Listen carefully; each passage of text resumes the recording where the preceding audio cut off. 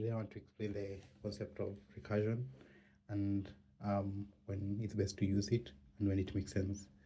So usually you want to think about recursion if you have a situation where the sub problem is somewhat similar to the main problem. Um, so in this way you'd have a situation where solving the sub problem, the characteristics are the same as the parent problem. So how you go about solving it then is by identifying, okay, what's the best case, at what point does it stop, and what's the recursive case, that is at what point can you break it down into smaller problems. So I'll try to illustrate this as soon as I can, which is, let's think about we'll use the classic factorial, which is something like this. So if you're told how do you solve that, you do 5 times 4 times 3 times 2 times 1, right? So that's what you need to do.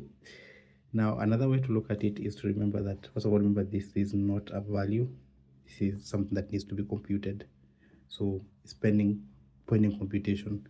So another way to do this is to actually say, I already know this number, so this is the same as 4 bang, right?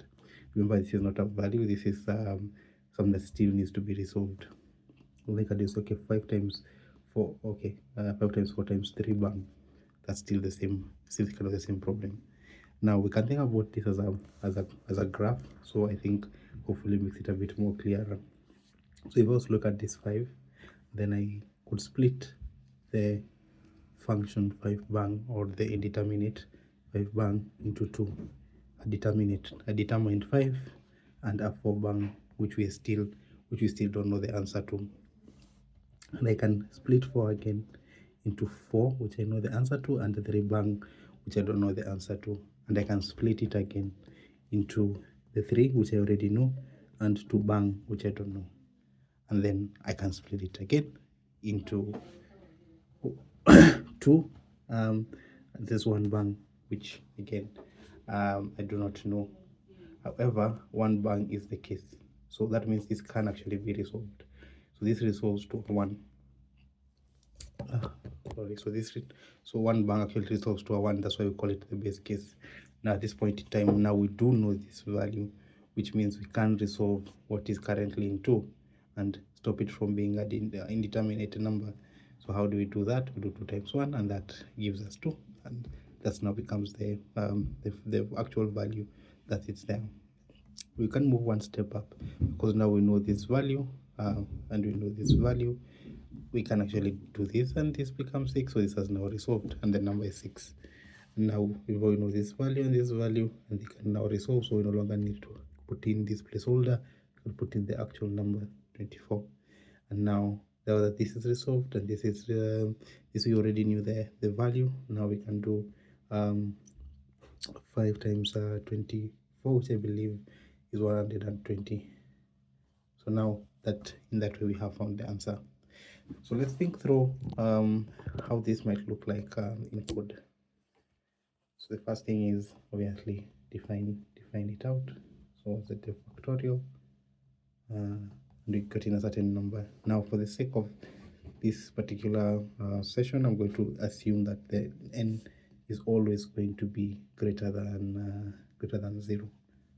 So either 1 and above, but it's going to be an integer. That's the requirements set out of the gate. So how do we do this? So I say, okay, first remember, we always have to check, is this the base case or not? So whenever you choose to go with recursion, you always want to check if you're currently in the base case. So we know the base case is if this is equals to 1, then we know we are in the base case, and we can return an actual value. So we don't return something that still needs to be resolved. Instead we return the actual value. And then now we go to what I'll call the recursive case. So now in this case, n is not equals to 1. All right, we know how to split it out. We split it into the determined case, which we know, versus what still needs to be computed. So then you come in here, so n times what still needs to be computed, we already know, we pass in this, so we'd call the factorial again, and what number has always been going in, it has always been n minus 1, so then I'd pass in n minus 1. So once you do do that, you'd it's actually a very simple function and it's guaranteed to work.